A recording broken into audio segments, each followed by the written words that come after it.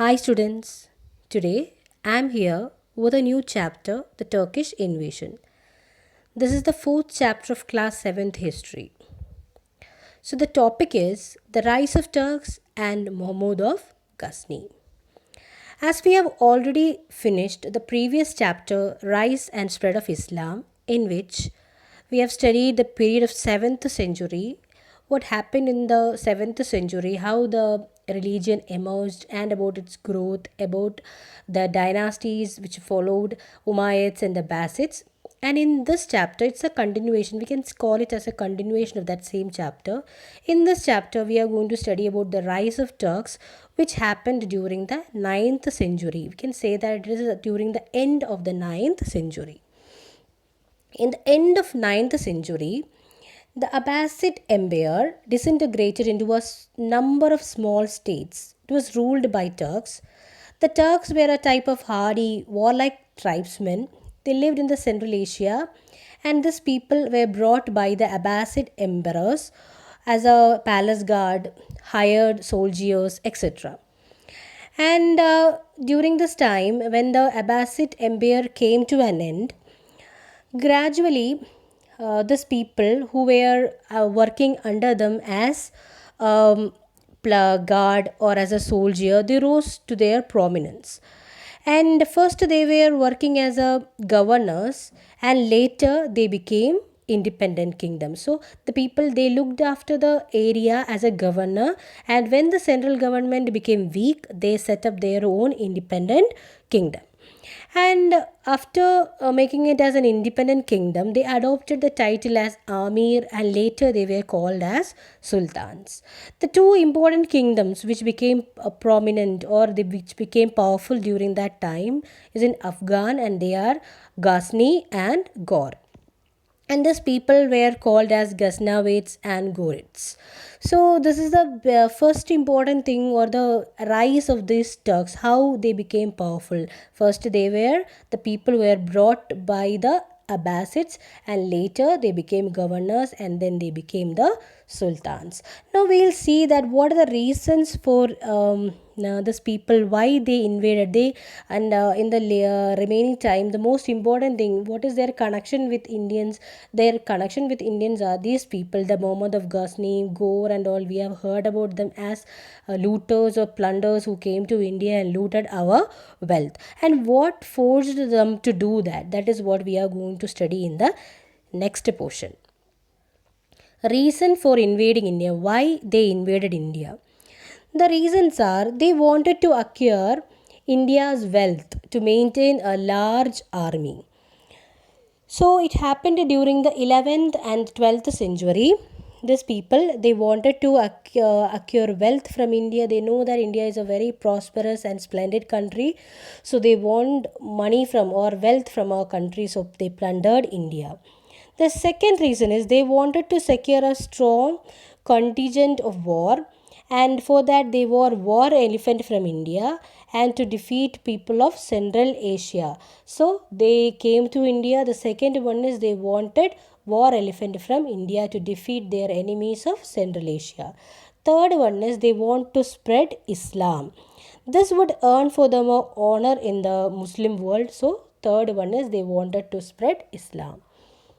The fourth reason is Mahmud Gor wanted to annex Multan and Punjab for the security of his Ghorid empire. So these are the four reasons why this Mahmud of Ghazni and the Mahmud Gor, they invaded India, and why they came to India and plundered India. So these are the four reasons. So which are the reasons? Again, I'll read.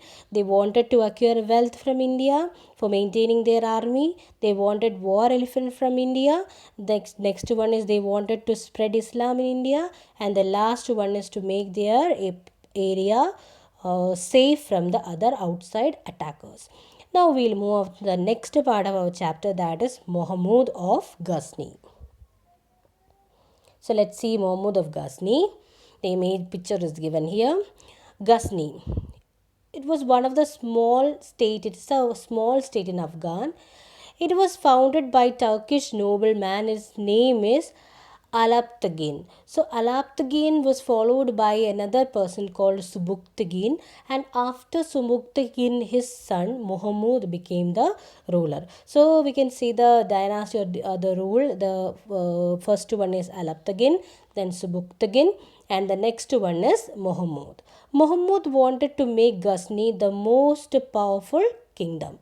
He decided to raid India and to plunder her wealth. So here the most important thing is, Ghazni, Mahmud of Ghazni, he doesn't want to make an empire in India. He just want to plunder or loot India or get the wealth from India. And what is the reason for that? He wanted to make Ghazni the most powerful kingdom. For that, he plundered or he looted India.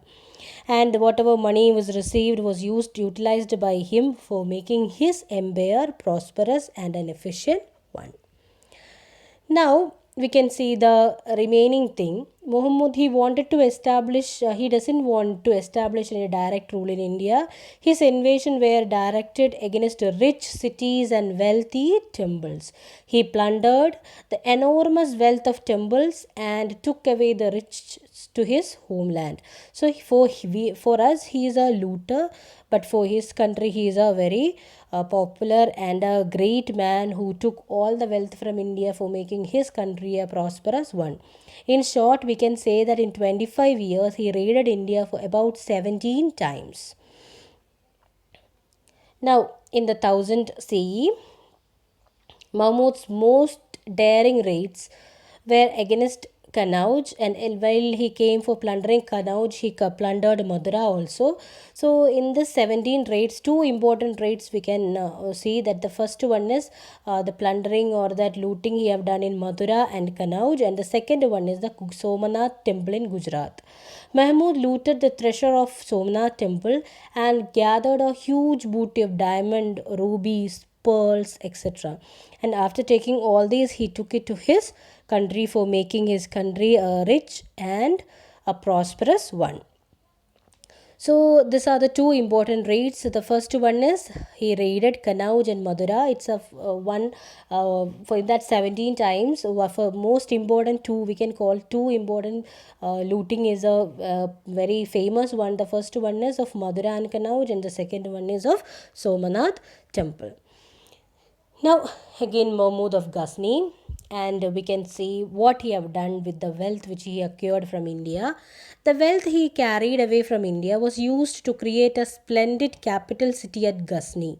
He made a beautiful splendid city in Ghazni, and Mahmud built many buildings, and the most important one is a celestial bride. It is called a celestial bride. It's a great big mosque, and this mosque consists of about 3000 quarters for the students and teachers to live and to study. He also built so many libraries, museums, universities, etc. in his country and make it a splendid and prosperous one. And the most important mosque built by him is Celestial Bride. Now, Mahmud as a patron of art and literature, very important portion of our chapter. The Persian poet Firdausi, he wrote Shahnama. Al-Utbi, he wrote Mahmud's life history. And Mahmud sent a great scholar, a mathematician and a philosopher. His name is Al-Bruni. He came to India and he wrote Tasik-e-Hind. And this Tasik-e-Hind describes about the social, religious, political and economic condition of India.